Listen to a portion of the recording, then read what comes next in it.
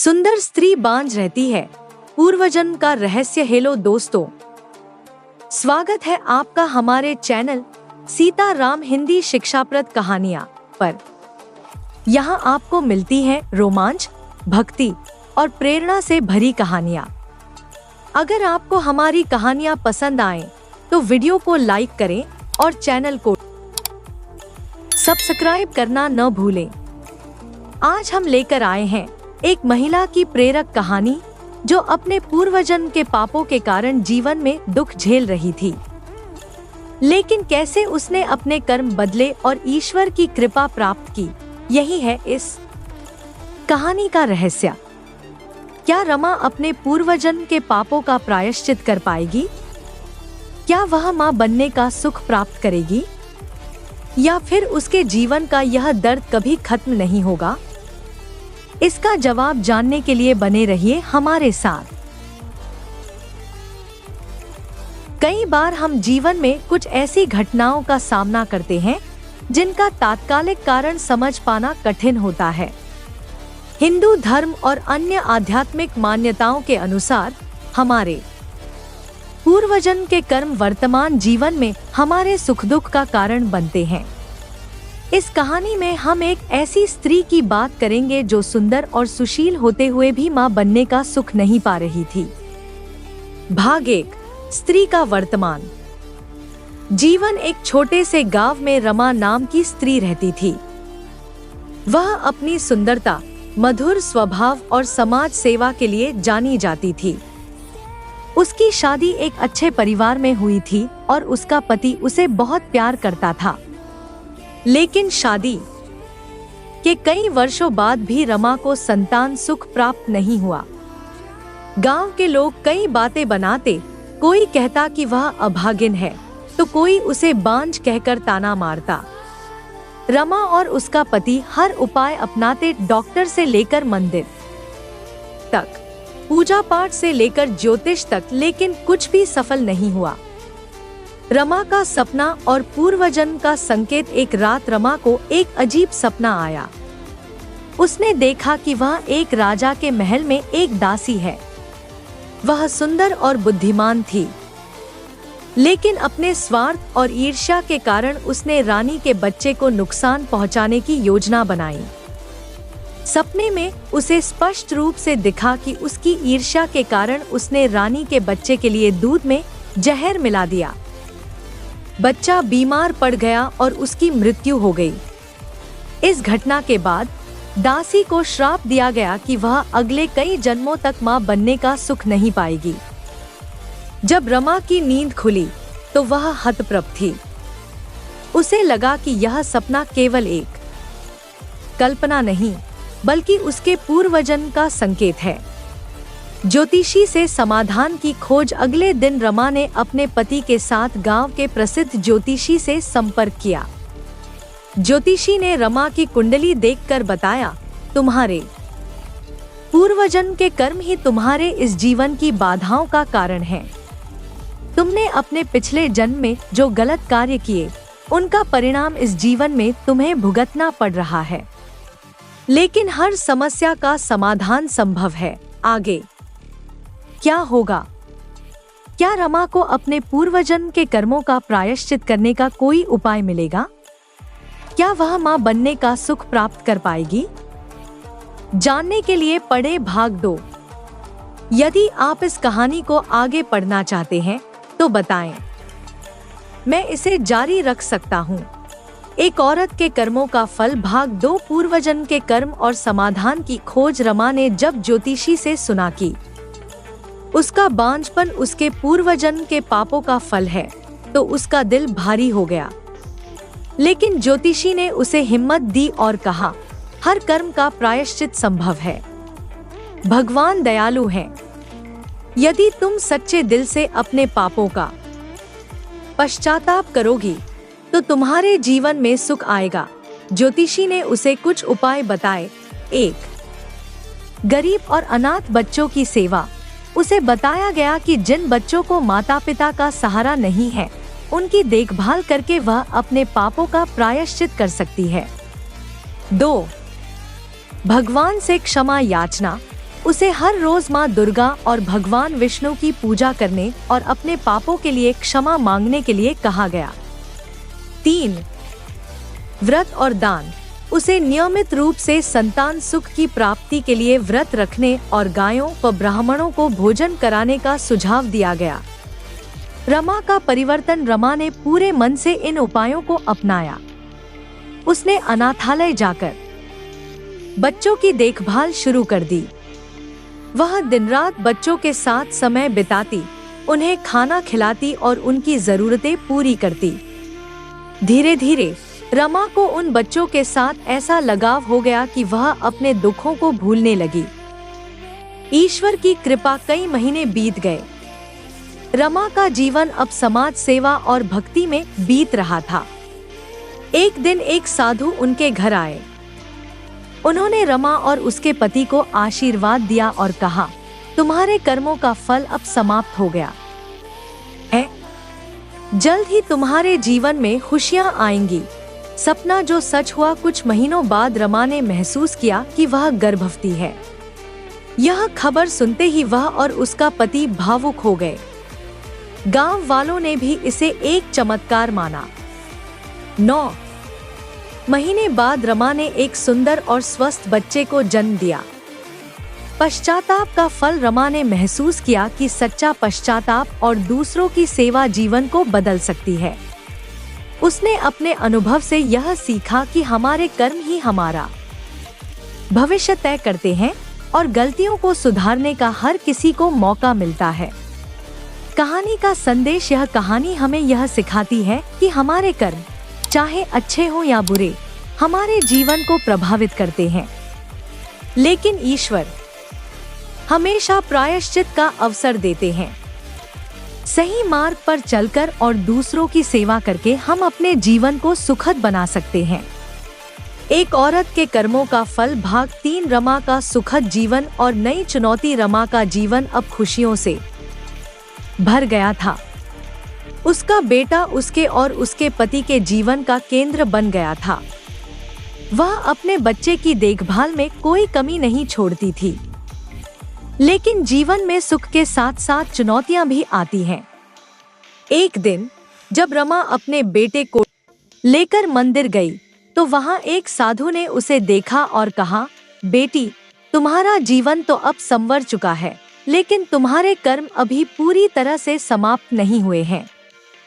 तुम्हें कुछ और करना होगा ताकि तुम्हारा परिवार सदा सुखी रहे। साधु का निर्देश। रमा ने साधु से विनम्रतापूर्वक पूछा, महाराज, मुझे क्या करना होगा? मैं अपने परिवार के लिए हर त्याग करने को तैयार हूँ।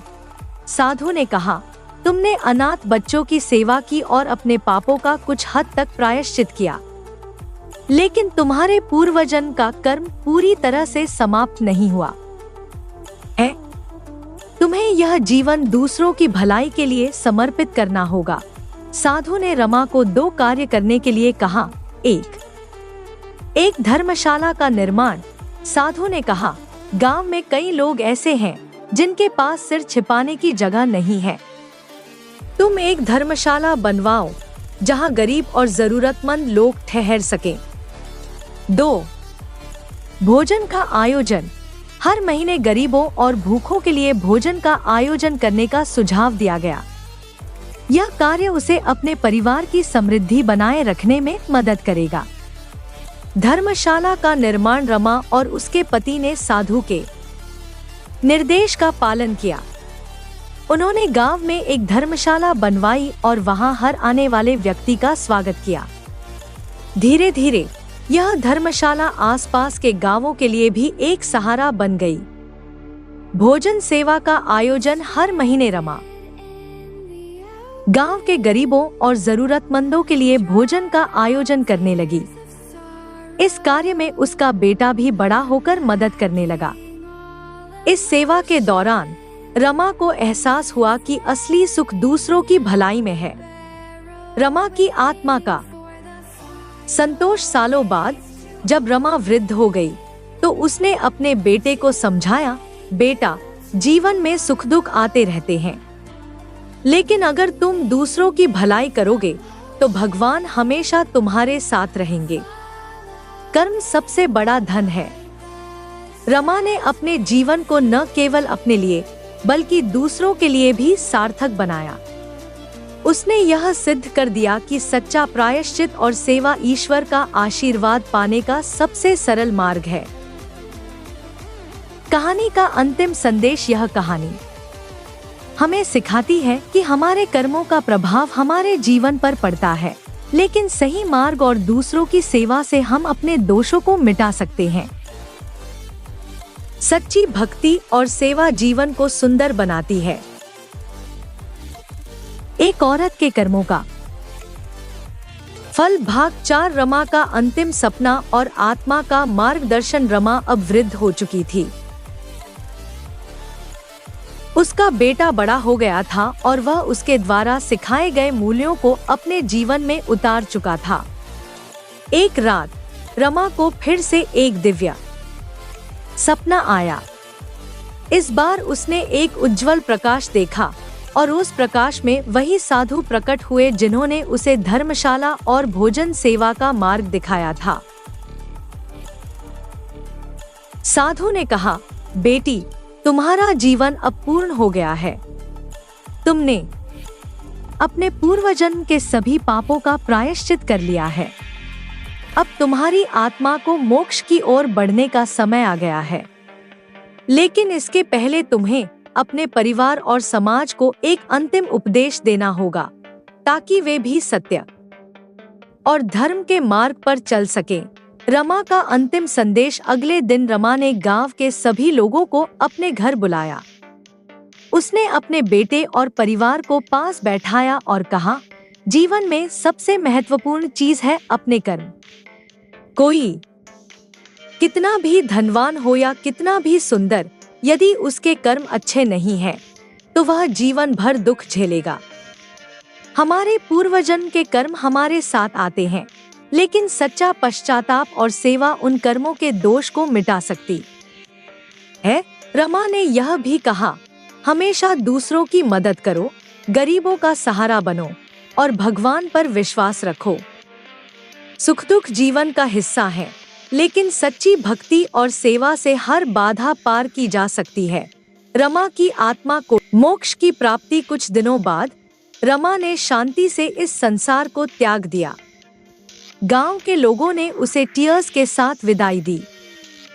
साधु की बात सच हो गई। रमा की आत्मा ने सभी कर्मों से मुक्त होकर मोक्ष प्राप्त कर लिया। रमा की विरासत, रमा की बनाई हुई धर्मशाला और उसकी सेवा की परंपरा उसके बेटे ने आगे बढ़ाई। गांव के लोग आज भी उसे एक प्रेरणा के रूप में याद करते हैं।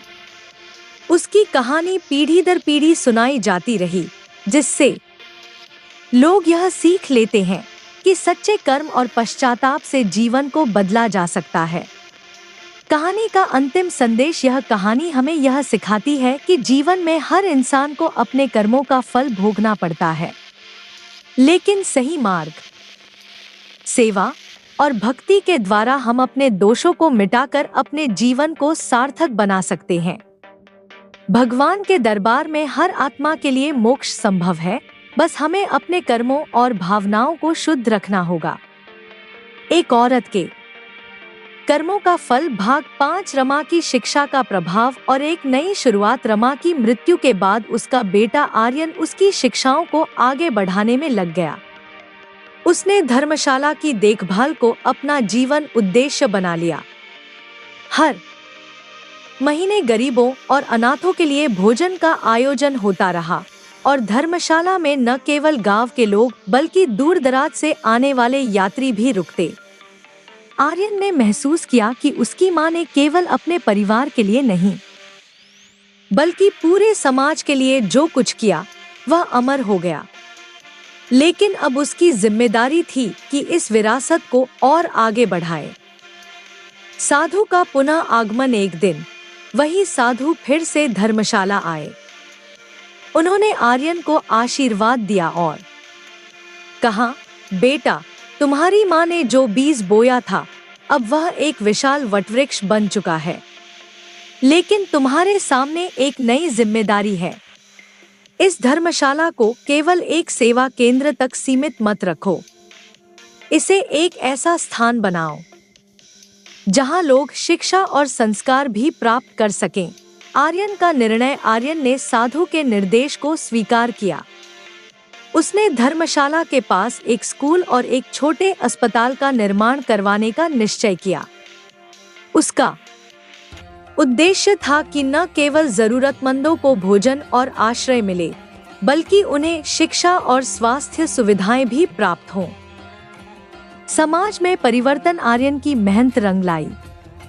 स्कूल में गरीब और अनाथ बच्चों को मुफ्त शिक्षा मिलने लगी। अस्पताल में गरीबों का मुफ्त इलाज होता। धीरे धीरे धर्मशाला केवल गांव ही नहीं, बल्कि आसपास के क्षेत्रों के लिए भी आशा का केंद्र बन गई। आर्यन ने यह महसूस किया कि उसकी मां की शिक्षाओं ने न केवल उसके जीवन को बदला, बल्कि पूरे समाज में बदलाव लाया। रमा की आत्मा की शांति। एक रात आर्यन को अपनी मां का सपना आया। रमा एक उज्जवल प्रकाश में खड़ी थी और मुस्कुरा रही थी। उन्होंने कहा, बेटा, तुमने मेरी विरासत को न केवल जीवित रखा, बल्कि उसे और महान बना दिया। मुझे तुम पर गर्व है। हमेशा याद रखना, दूसरों की सेवा ही सबसे बड़ा धर्म है। धर्मशाला का नामकरण। आर्यन ने धर्मशाला का नाम अपनी मां के नाम पर रखा, रमा सेवा केंद्र। यह स्थान अब न केवल सेवा का प्रतीक था, बल्कि समाज में बदलाव और भलाई का केंद्र बन चुका था। कहानी का अंतिम संदेश। यह कहानी हमें यह सिखाती है कि अच्छे कर्मों की विरासत हमेशा जीवित रहती है। रमा ने अपने जीवन से जो शिक्षा दी, वह आर्यन के माध्यम से और भी फैल गई। यह प्रमाण है कि एक व्यक्ति की सेवा और त्याग पूरे समाज को बदल सकता है। अच्छे कर्म न केवल हमारे जीवन को बेहतर बनाते हैं, बल्कि दूसरों के जीवन में भी प्रकाश फैलाते हैं। एक औरत के कर्मों का फल। भाग 6। आर्यन के सामने नई चुनौतियां। रमा सेवा केंद्र अब पूरे क्षेत्र में प्रसिद्ध हो चुका था। लोग इसे सेवा, शिक्षा और स्वास्थ्य का मंदिर मानते थे। लेकिन जैसे जैसे इसकी ख्याति बढ़ी, वैसे वैसे कुछ लोगों के भीतर ईर्ष्या और स्वार्थ भी पनपने लगा।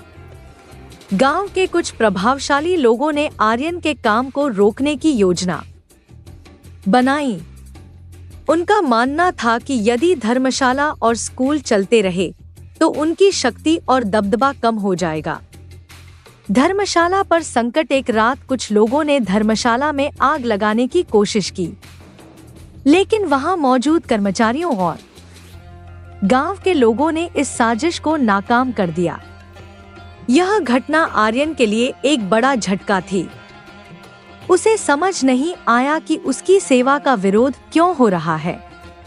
आर्यन ने गांव की पंचायत बुलाई और सभी के सामने कहा, यह धर्मशाला मेरी मां की आत्मा है। इसे नष्ट करने की कोशिश करके आप केवल एक इमारत को नहीं, बल्कि समाज की भलाई के एक उद्देश्य को चोट पहुंचा रहे हैं। अगर कोई मुझसे असंतुष्ट है, तो वह मुझसे आकर बात कर सकता है, लेकिन इस पवित्र स्थान को नुकसान न पहुंचाए। साधु का मार्गदर्शन। उसी रात साधु फिर से आर्यन के पास आए। उन्होंने कहा, बेटा, जब तुम सही मार्ग पर चलते हो, तो बाधाएं आना स्वाभाविक है। हर अच्छे काम की परीक्षा होती है, लेकिन याद रखो, सच्चाई और धर्म हमेशा विजयी होते हैं। तुम्हें धैर्य और साहस से काम लेना होगा। साधु ने आर्यन को एक और महत्वपूर्ण सुझाव दिया। 1. समाज को साथ लेकर चलो। धर्मशाला के कार्यों में गांव के अधिक से अधिक लोगों को शामिल करो, ताकि यह केवल तुम्हारा नहीं, बल्कि पूरे समाज का उद्देश्य बन जाए। 2. ईश्वर पर विश्वास रखो। हर मुश्किल में भगवान का स्मरण करो और अपनी मां की शिक्षाओं को याद करो। गांव का साथ। आर्यन ने साधु की सलाह मानकर गांव के लोगों को धर्मशाला के काम में शामिल करना शुरू कर दिया। उसने उन्हें समझाया कि यह स्थान केवल एक इमारत नहीं है, बल्कि यह उनके बच्चों के भविष्य और उनकी भलाई का केंद्र है। धीरे धीरे गांव के लोग धर्मशाला और स्कूल की सेवा में जुट गए। दुष्टों का पराजय। जिन लोगों ने धर्मशाला के खिलाफ साजिश की थी, उन्हें गांव के लोगों ने नकार दिया। उनकी ईर्ष्या और स्वार्थ पर अच्छाई की जीत हुई। रमा सेवा केंद्र का विस्तार। आर्यन ने अब धर्मशाला का विस्तार करते हुए एक कौशल प्रशिक्षण केंद्र भी शुरू किया, जहां गांव के युवाओं को रोजगार के योग्य बनाया जाता। यह स्थान अब न केवल सेवा बल्कि आत्मनिर्भरता का प्रतीक बन गया। रमा का आशीर्वाद। एक दिन आर्यन को फिर अपनी माँ का सपना आया। रमा ने कहा, बेटा, तुमने हर बाधा को पार करके मेरी शिक्षा को अमर कर दिया। याद रखो, अच्छे कर्मों की जड़ें गहरी होती हैं। वे हर तूफान सह लेती हैं। तुम्हारा जीवन दूसरों के लिए प्रेरणा बना है। कहानी का अंतिम संदेश। यह कहानी यह सिखाती है कि अच्छे कर्मों की राह आसान नहीं होती, लेकिन सच्चाई, धैर्य और विश्वास से हर मुश्किल को पार किया जा सकता है। रमा और आर्यन की तरह यदि हम भी समाज की भलाई के लिए कार्य करें, तो हम अपने जीवन को सार्थक बना सकते हैं। सच्चे कर्म और सेवा से न केवल समाज बदलता है, बल्कि आत्मा को भी शांति मिलती है। दोस्तों, अगर आपको यह कहानी पसंद आई हो, तो वीडियो को लाइक करें और चैनल को सब्सक्राइब करना न भूलें। कमेंट में बताइए कि आपको यह कहानी कैसी लगी और अगले भाग का इंतजार है या नहीं। जय श्री राम।